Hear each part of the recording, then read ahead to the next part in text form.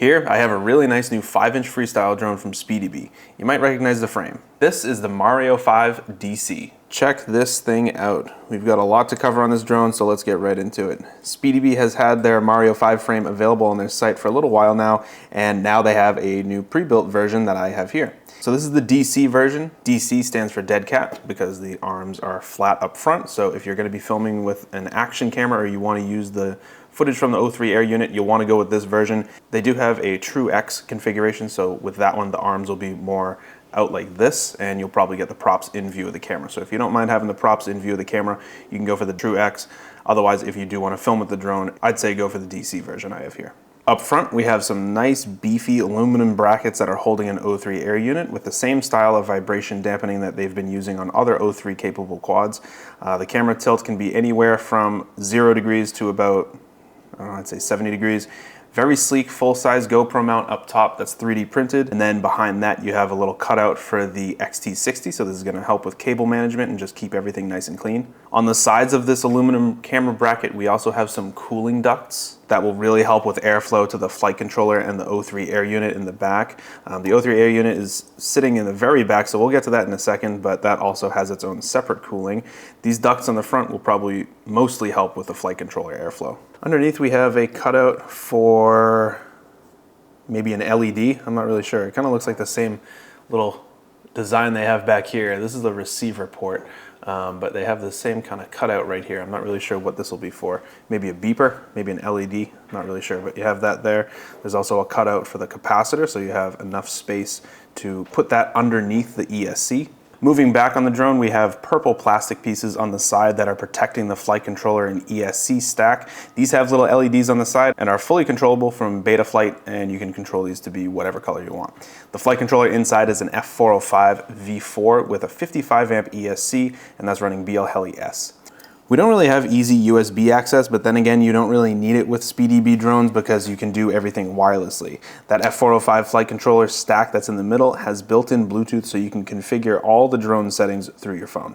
Behind the flight controller in the very back, we have the O3 air unit. Now you'll notice that the O3 air unit is almost completely enclosed on both sides. We have these aluminum cage pieces around the O3 with some grooves in it to help with cooling. Not only that, but we have easy access to the USB-C, the micro SD card slot, and the bind button. Underneath the O3 air unit, there's a little compartment in here, and that's what this little plastic cover is for. When you remove these two screws, there's actually, here, I'll take it off so you guys can see. So the version I have here is the O3 version, and this doesn't come with a receiver. I guess you could use the O3 air unit and the DJI controller, but I don't like the DJI controller, so I'm gonna install a Crossfire receiver. And when I'm doing that, they've made it pretty easy because underneath this cover, we actually have a little plug right here. And this is what your receiver is gonna hook up to. So they also include this in the box. So you solder this to your receiver, hook your receiver up, and then your receiver is gonna sit right back here. You get a nice antenna mount right here. So everything's just gonna kind of sit underneath the O3 air unit. This piece in the very back is holding the O3 air unit antenna as well as a GPS. I'm not sure if every model is going to come with a GPS, but mine came with this one. And this is a BZ181 GPS. So maybe I'll actually throw this in the B25 that I reviewed recently. But mine came with one already in the back, already set up. You got a cutout for that, O3 air unit, antenna, and yeah, that's really all that's part of this piece right here. And finally, the motors on board are Speedybee's 2306.5 Pro 1880 kV motors, and the props are Gemfan Hurricane 5-inch props. Underneath the motors, we do have some plastic landing gear. So Speedybee is toting a 9-minute flight time on this drone with a 6S 1300 to 1500 milliamp LiPo. But the primary battery that I'm going to be using in my flight is actually this GNB 1700 milliamp battery. And instead of using this with a full-size GoPro, I'm actually going to use it with a naked GoPro. So I'm kind of curious what kind of flight time I'm going to get out of that. It might be somewhere around 9 minutes, maybe a little less just because the battery is going to be a little heavier. But we're using it with a naked GoPro, so I don't know. I'm gonna mainly use this though, and we'll see what kind of flight time I get. So before we hop outside and do a flight test, I am gonna get my receiver all installed in this, and then I'm gonna power it on, open up the Speedybee app on my phone, kind of get everything configured, and then we'll go outside and see how it flies. All right, here it is, ready to fly. I've got my receiver installed on the bottom, got a naked GoPro Hero 11 up top. This is the 1700 milliamp 6S LiPo. Altogether, this setup right here weighs 775 grams. Yeah, let's hop outside and see how it flies.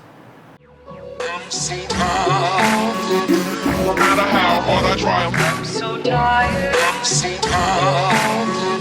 No matter how hard I try, I'm so tired.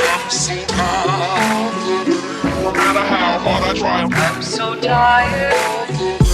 Let the weary day be over. Like every day's a stress. I tell you, man, I'm tired.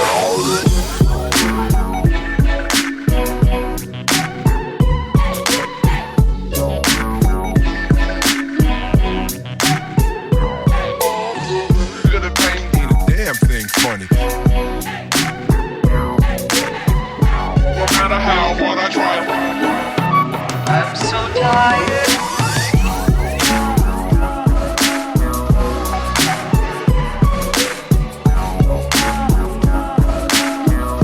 No matter how hard I try, I tried to get away. He would work himself to death, and I couldn't get far. I tried to get away. He would wear himself out, but I couldn't get far.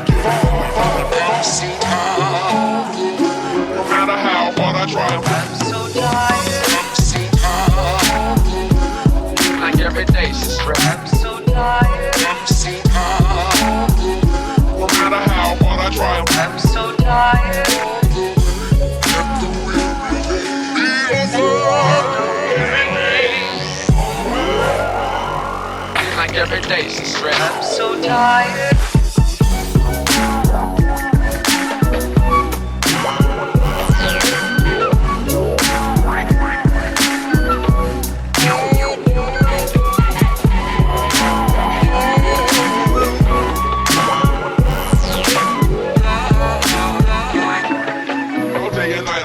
Hustle just to pay the dues. Now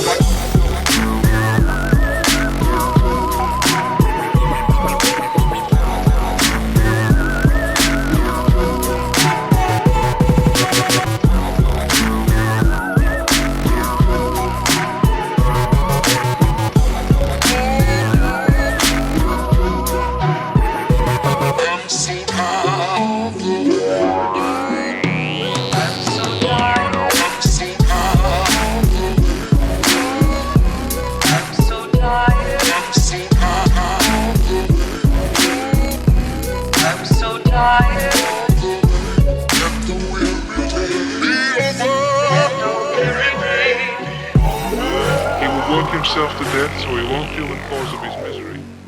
All right, so this thing is pretty damn quick. Love how this flies. It reminds me a lot of the GepRC Racer. The Racer was probably the fastest drone that I've ever flown. This honestly felt like it was right there beside it, and it really felt more like a racing drone than a freestyle drone. The tune is dialed in pretty tight and feels really smooth. I did a couple full throttle punch outs, and I felt like I could fly to the moon if I needed to. Tested out a few different batteries. I tested out this, is this 1700? Yeah, so I tested out this 1700 6S LiPo, and then I also tested out this 1100 milliamp 6S LiPo.